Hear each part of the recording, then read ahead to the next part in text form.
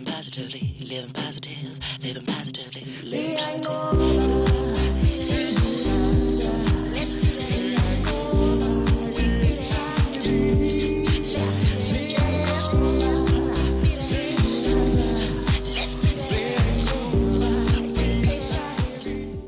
Molweni emakhaya, namkelekile kusenqoba Beat It, inkqubo yakhe wonke ubani ochaphazelekayo nophila nentsholongwane kagawulayo.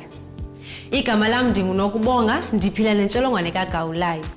Uphando lubonisa ukuba amazinga entsholongwane kagawulayo kumanye amazwe ase-Afrika aphezulu kakhulu kumadoda athandanayo naxa kuthelekiswa namanye amadoda. Inzondo ejongiswe kumadoda athandanayo ibangela ukuba bazikhethe kwaye baxhatshazwe. Oko kubangela ukuba bazibandakanye kwezosondo ezibeka ubomi babo emngciphekweni. Kodwa oku akuphelelanga kula madoda athandana odwa, ngoba amanye ala madoda athandana nabantu ababhinqileyo. Oko kwenze izinga lentsholongwane uba linyuke. Masiye eKapa apho sidibana nendoda esibalisela ngobuhlobo enabo namadoda atshatileyo.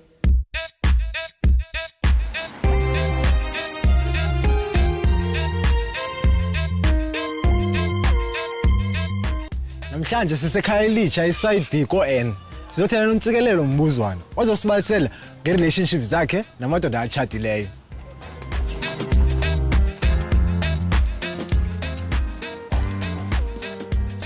Ndingumtsikelelo wakwamhali mbuzwane, ndihlala iside B ekhaya elitsha. I'm 25 years of age. I'm gay. Ndizazi 2002. Sengibalisela ilife yakho before 2002, umehluko wayo unjani? Kwakunjani ngoku yakho unjani ngoku? Ilife yami before 2002, bendike nane-affair ne-girlfriend yami bendinayo for a long time, but kwenzeka into yoba ishiwe ngumuntu ogay. Sasilala ngaphandle kwecondom, even with my girlfriend. Kwenzekile nekwavela kwaduma lento ye-HIV and AIDS, yabona? So umzekelo noba uye eclinic une-fever, yabo? Wawufika kukhwazwa lento bethuna sebenzisana i-condoms, ne? I started there but not always using a condom.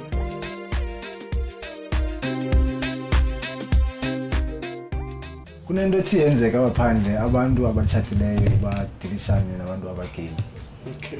Ingabe ukhe udibane nento ezinjalo? I once had an affair nomuntu, ne? Kwalapha ekhaya elitsha sibe ne-affair for almost 3 to 4 years, but ngo-undercover. Yabo senziwa kanye ngabantu baka-after 9.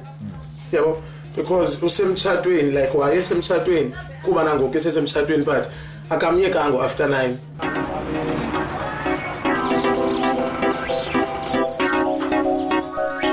Ngoku silapha eWoolstock eKapa kwa-Triangle Project. Sizothetha nomabhuti ozothi asicacisele banzi ngalento yamadoda alalana namanye amadoda. Ngicela unicacisele banzi bhuti ba ingaba u-MSM lona uthetha ntoni? I-MSM ngabantu aba-straight, utshatile ungatshatanga, but when ufuna ukulala nomuntu ogay sikubiza ngokuthi i-MSM. Ube uzibizwa nokuba u-straight, ungazibizwa ngokuthi u-gay. Ungafodi kuzo zonke ezi-categories zikhoyo, uzilazi uzixabana na-I'm straight and then ngithanda nabantu abagay angifuna ukulala nabo. Kutheni ingabona abasengciphekweni wokufumana izifo nje abantu abalala nayo amadoda?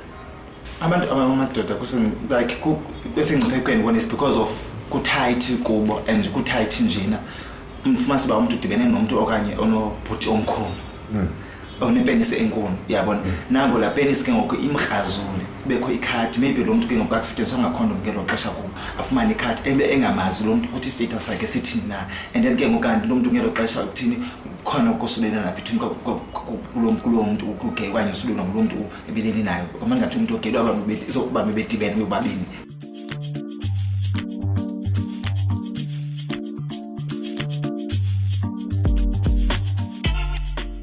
Endikufundileyo namhlanje kokuba abantu abangamadoda bayakwazi ulala nabanye abantu abangamadoda. Umzekelo, abatshatileyo bayolala nabanye amadoda angatshatayo azigay. Noba wenza ntoni, isizathu sakho yintoni? Into iyi-1, sebenzisa ikhondom lonke ixesha ukuze ukhusele wena, ukhusele nabanye abantu.